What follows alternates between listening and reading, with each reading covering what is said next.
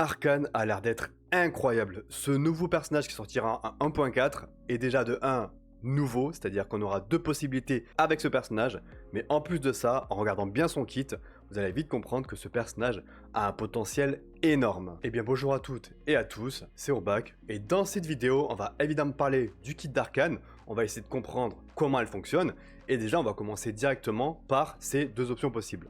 Donc Arcane, il faut comprendre qu'elle pourra se jouer soit en DPS nature, soit en support cryo nature. C'est-à-dire qu'en gros, vous pourrez soit activer une option Intel, donc intelligence, pour activer le personnage en DPS, ou sinon l'option volonté pour activer le personnage en support. A savoir que vous n'avez pas besoin d'avoir soit plus d'intelligence, soit plus de volonté pour activer une option ou l'autre. Ce sera directement inactivable dans sa fiche de personnage, c'est-à-dire qu'il faudra tout simplement cliquer sur une option ou l'autre et vous activerez l'option DPS ou l'option support. Évidemment, on imagine que le personnage avec plus d'intelligence sera plus orienté DPS et le personnage en support sera plus orienté en volonté. Alors déjà, chose très importante à savoir sur Arcane, ce sera un DPS nature et un support cryo nature. Vous pourrez effectivement ajouter des altérations thermiques, électro ou autres avec Arcane. Cependant, le boost de dégâts que vous aurez sur vos personnages seront des boosts nature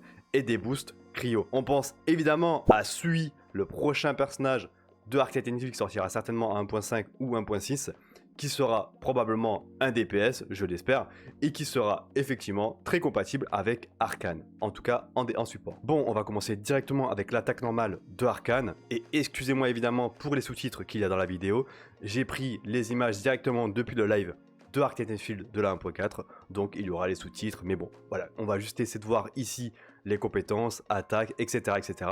Et on commence avec l'attaque normale.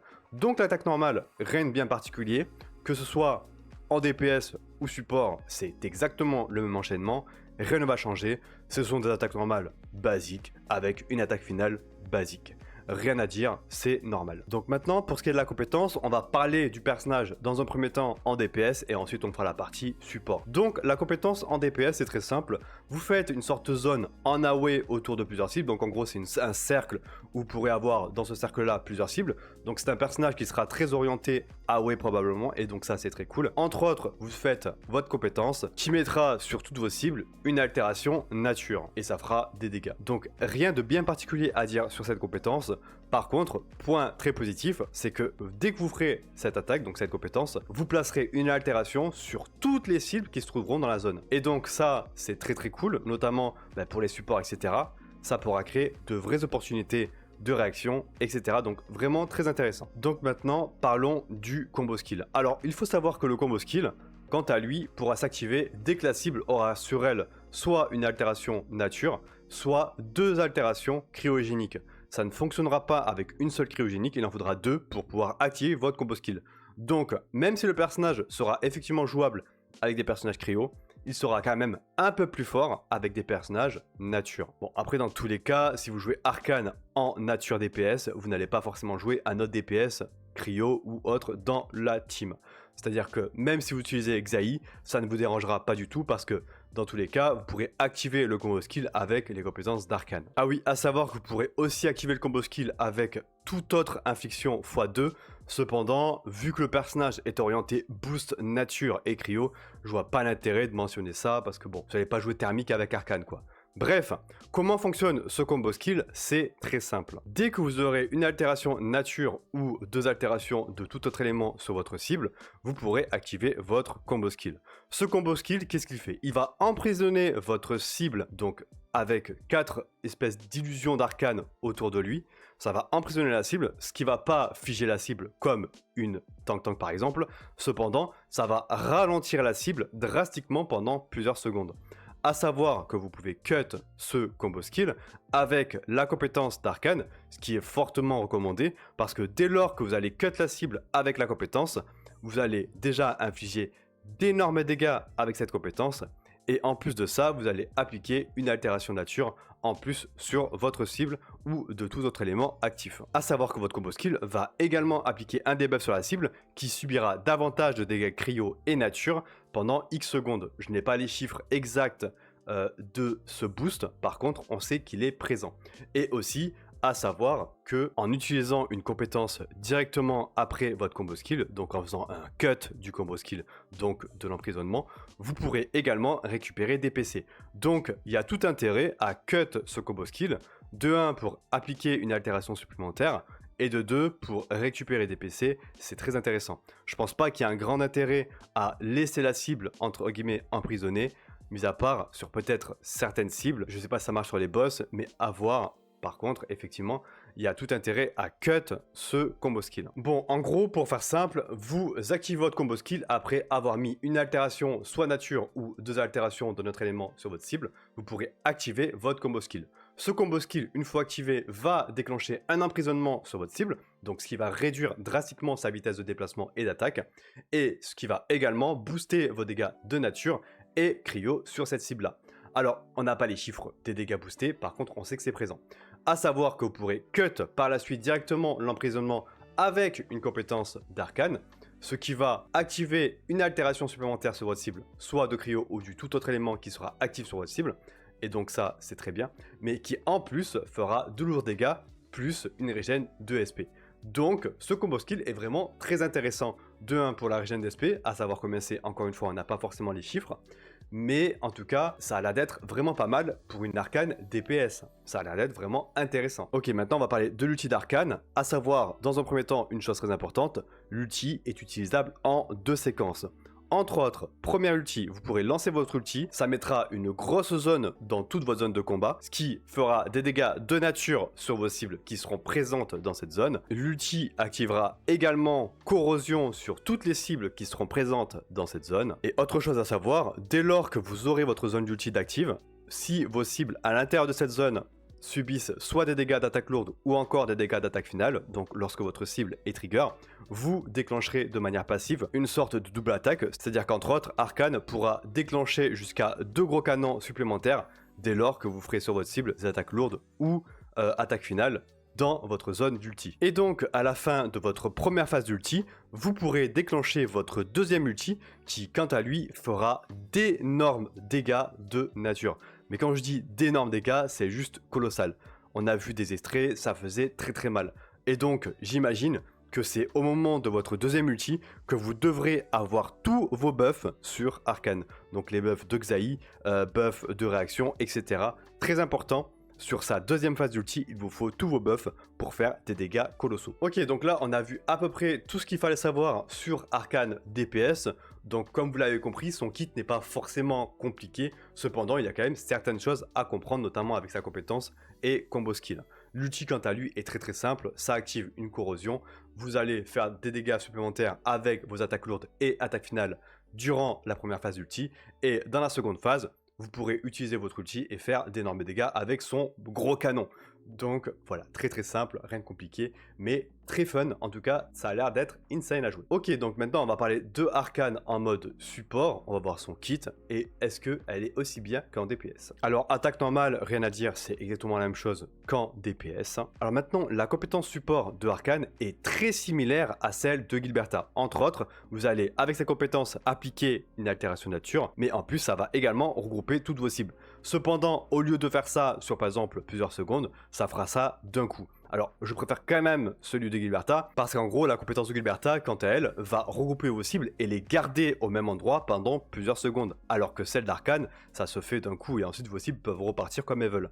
Alors, effectivement, l'avantage, c'est que là, avec Arcane, vous allez appliquer l'altération de nature très vite comparé à une Gilberta, mais ça va dépendre, je pense, des situations. Mais si par exemple vous jouez Gilberta et Arcane dans le même groupe, je pense qu'il faudra voir en fonction de vos situations si vous préférez avoir une altération instantanément ou si vous préférez d'abord avoir, par exemple, des cibles regroupées sur plusieurs secondes. Donc maintenant, parlons du combo skill d'Arcane en support. Donc c'est quasiment la même chose qu'en DPS, cependant, à savoir que cette fois-ci, avec son combo skill, vous allez regrouper les cibles plus appliquer l'emprisonnement. Cette fois-ci, vous ne pourrez pas cut l'emprisonnement, cependant à savoir que dès lors que vous allez appliquer une altération, peu importe laquelle, mais de préférence comme d'habitude une cryo ou une nature, cette fois-ci vous n'aurez pas besoin de 2 altérations cryo pour activer votre combo skill. Donc si vous jouez Arcane avec un DPS cryo comme par exemple Yvonne ou Tang Tang, ça fonctionnera très bien. Donc du coup, qu'est-ce que ça fait? Vous appliquez une altération cryo ou nature avec votre DPS, le combo skill est disponible, vous l'activez, ça va dans un premier temps regrouper tous vos cibles, en plus de les emprisonner, et ça va également appliquer un malus sur ces cibles qui subiront davantage de dégâts cryo ou nature. Alors j'imagine qu'en support, le debuff sera plus important qu'en DPS. Donc très intéressant, Arcane sera très forte pour vos DPS cryo et nature. Donc vous pourrez la jouer avec Tang Tang, Yvonne ou encore votre futur personnage DPS nature qui sera Sui, je l'espère. Ok, donc combo skill très simple, vous appliquez sur votre cible une altération cryo ou nature, vous l'avez compris. Vous pourrez ensuite lancer votre combo skill qui va regrouper les cibles en plus de les emprisonner. Donc je le répète, mais l'emprisonnement ce n'est pas figer les cibles, ça va juste les ralentir. Et durant ce laps de temps, les cibles subiront davantage de dégâts, que ce soit en cryo ou nature. On n'a pas forcément les chiffres, mais je m'attends à peu près peut-être sur du 9-15%, sachant que c'est un 6 étoiles et que je crois que Xayah booste quand même pas mal les dégâts pour un 5 étoiles. Donc, on peut s'attendre sur du 9-15% de dégâts cryo et nature subis en plus, ce serait vraiment pas mal. Ok, donc maintenant on va finir avec l'ulti d'Arcane en support, qui est, on va dire, quasiment similaire à une arcane DPS. Alors pour faire simple, l'ulti c'est exactement la même chose qu'une arcane DPS. La seule chose qui change avec l'ulti pendant sa première phase, c'est que dès lors que vous allez activer l'ulti, vous allez appliquer une altération supplémentaire sur votre cible, donc peu importe laquelle. Si vous avez une altération électro, ça appliquera l'électro sur votre cible. Si vous avez une altération fire, ça fera du fire, thermique, etc. C'est exactement pareil. Donc, en gros, l'ulti est similaire. Vous allez déclencher l'ulti dans une première phase. Donc, le premier ulti, lui, va faire exactement pareil que l'ulti en DPS. Donc, la cible subira des dégâts de nature. Toutes les attaques lourdes et attaques finales feront des dégâts supplémentaires. Donc, ça marche également avec vos autres DPS, pas seulement avec Arcane, cette fois-ci. Et à la fin de cette ulti, vous pourrez également faire une attaque ulti, donc un deuxième ulti qui fera encore une fois les dégâts de canon. Alors oui, je ne l'ai pas mentionné, mais l'ulti en support n'appliquera pas corrosion comparé à l'ulti en DPS. Alors honnêtement, je m'attendais à un boost de dégâts cryo et nature avec l'ulti. Là, on est sur du dégât pur en support. Pour moi, Arcane sera certainement plus intéressante à jouer en DPS qu'en support, et je tiens quand même à le dire, mais je pense pas qu'elle soit vraiment support en support. Pour moi, c'est plutôt un sub DPS, DPS en mode support, mais pas forcément un support. Parce qu'on n'a pas forcément des boosts incroyables. Donc à moins que sa compétence fasse un boost de 30% ou plus en support, ok. Mais là, on est plutôt vraiment sur du sub DPS qui va améliorer les altérations sur vos autres DPS. Donc en gros, si vous jouez Tang Tang et que vous jouez Arcane en support, vous pourrez appliquer davantage de cryo, même si bon, pour Tang Tang on s'en fout, c'est pas du tout le personnage focus pour le coup, mais peut-être qu'avec Sui par exemple, ce serait très intéressant d'avoir une Arcane support. Donc à voir, mais effectivement pour moi Arcane est plus orienté sub DPS que DPS avec la Stance Will d'Active.